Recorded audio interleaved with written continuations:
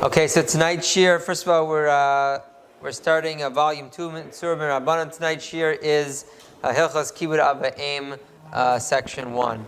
I wanted to focus on one section and kind of take it on one of the footnotes that caught my attention, and that was the question of having respect for one's parents in one's mind. So on page 26, there's a Sefer Charedim that says all the nice things that we learned in the sugya of how to give respect to one's parents, Meichel, Mishta, giving them food to eat and to drink, but it'd be a stira if a person only took care of them physically, but then in the heart of their hearts they thought their parents were terrible people. So the Sefer Charedim says one also has to try to encourage oneself to think that their parents are good people, even if naturally one is not so sure if his parents are good people or not.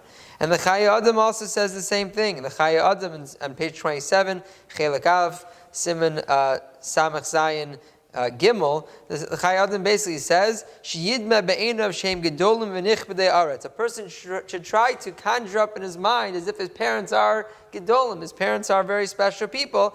Av shebe'einei she'ar bnei adam einam chashuvim klal. Even if to the average Joe, your parents are nothing special. So a fascinating idea. The Chai Adam kind of challenges one to try to look at their parents as chashuv people, even if they might not be so extraordinary.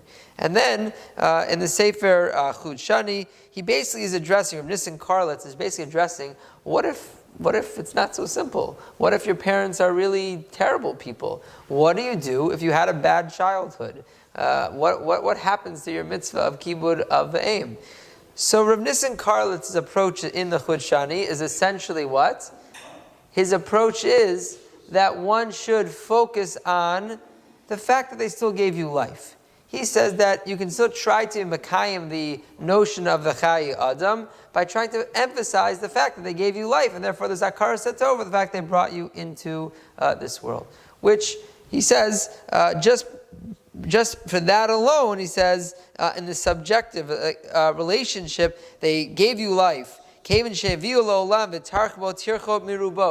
they did everything needed for child rearing to take care of you when you were a young infant. That should help one kind of come to the place to be able to have proper Kibud of Aim. Another answer I saw suggested, this is actually alluded to in a footnote, that in the Pnei Halacha, Rav Elazar Melamed in footnote 8, I'll read you the footnote in a second, but Rav Elazar Melamed said another approach is that really we're commanded, all of us, to see the good in everyone. Try to focus on the good, and everyone has some good in them. So even if, yes, there is some bad, because you're mechuyev in kibbud av ha'em, one should try to focus on dan lekav zchut, find the good in your parents, even if they did something bad to you or they weren't the best of parents, one should try to find good. And then there's footnote 8, which to me was a fascinating footnote. I don't know if anyone looked at it or saw it on page 28. It says, it should be noted that one is certainly permitted and encouraged to seek professional help or therapy in situations where one has suffered at the hands of one's parents. For a discussion concerning how to deal with abusive or sadistic parents in the context of Kibud of Aim, whether there are limitations in the type of psychological therapy allowed, see Rabbi Eliezer Melamed.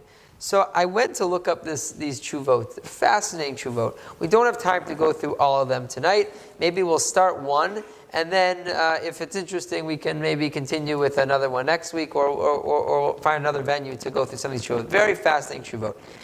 So I just want to start in order, because each one is just as fascinating as the next. So I want to start with the one, first one he starts with is, Ha'i mitzvahs kibud av v'eim chal al av rasha bal averos. What if your father is an avarian? Your father is a real terrible person. Maybe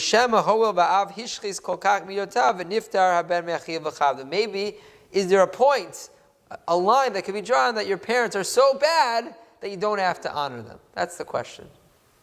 You want to weigh in on it? Yeah, Len? Isn't it really in the Navi there was somebody, a king who was bad, and his son just dragged his body through the... I'm sure. Sounds like every Navi had lots of those situations. Yeah.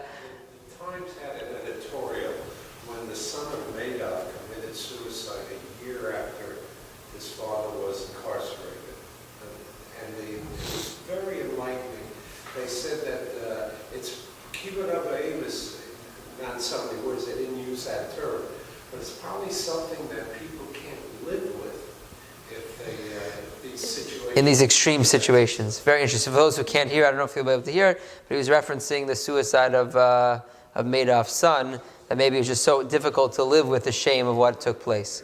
So I want to, so what Rav Elazar Melamed, in the Pnei Halacha, Rav Elazar Melamed says, it's a Machlokas Shulchan Aruch and the Ramah. The Shulchan Aruch says, Afilu haya aviv rasha ubal aveir chayiv l'chabdu yirai mimenu. Even if your father is an avarian, so you need to honor them. I think it might be hard for the audio. So, afilu ima ben mamzer. Even if the parents had an illicit relationship, making the child a mamzer. So he says, and he now limited your marriage options because your mom's, you can't marry a Yisraelit. Shulchan would say, even in extreme situations, you still have an obligation to honor the parents. On the flip side, the Ramah felt opposite. The Ramah says, "She'ein mitzvah ala ben lechabed es av v'rasha, ki kol ma shetzivta Torah lechabed horim." When did the Torah command us to honor our parents? Hu dafka ba'av ragil shenoi kishura, talking about a proper parent. Aval at the rishayim lo tzivta Torah lechabed, but a rasha you wouldn't have to give honor to. Then he says, "V'yesh lahagish she'av rasha hu dafka av shedavuk b'ra mar belachta." We're talking about someone who's really, really bad. Pogea biyodim b'nashim acherim ha'osaver lahachis. He's someone who does things lahachis. Someone who he hurts people. Adam ragil. No one's perfect. Every person is flawed. Therefore, just because your parent is not the biggest tzaddik doesn't mean that that's what we're talking about. We're talking about a real bona fide, I don't know, a murderer, someone who's done something extreme that would warrant not honoring them. It says v'gam k'sha'av mamish rasha k'mo l'mashal av sheholid ben mamzer. And even the case of of a father who gave birth to a mamzer, dat Ramah ein l'kabla yarei l'panav. And you don't, according to the Ramah, you wouldn't have to give kibud avayim. K'makom asur l'ben ligrom l'tzar. You're not allowed to intentionally cause them pain. So here he says a fascinating paragraph that I really could die to read this inside, because I think this is so important for so many situations out there, especially those who have perhaps been through a Baal Tshuva experience in their own lives. I think it takes me back to coming back from Israel, out of the classic post Shana Aleph Shana Bet. You come back and maybe you're a little more religious than your parents. So this next paragraph is such a critical paragraph, and then we'll stop with this, and we can go to another tshuva perhaps next week, depending on what. It says, "Itim bali tshuva." Often bali tshuva think they don't need to honor their parents because their parents are chilonim, they're secular. Aval lahalacha bizmanenu kol adam shenoig b'minhagei derech eretz musar. Anyone whose parents are fine, law-abiding citizens, they're good people. Limaroch inu shomer mitzvot, even if they're not shomer to mitzvot. Eino nechshav rasha. Of course, they're not considered a rasha. And certainly, no matter how religious your parents are or irreligious they are, you do need to honor them and fear them. Today, many people statistically are not religious. They're not doing it because they're trying to be deliberate to be lahachis. It's a reflection of where we're at spiritually as a nation. And certainly a Baal Tshuva needs to honor his parents, no matter how observant or non-observant they are. Such a fascinating, I think it's something important that probably every young B'nai Yeshiva, and also no matter how old you are in your life, probably good to be reminded that sometimes conflicts arise, and sometimes religion is at the heart of some of the conflicts that arise between children and parents, and 99% of the cases we're talking about where parents are good citizens, good people. Yes, no one's perfect. People make mistakes and might not be malachim.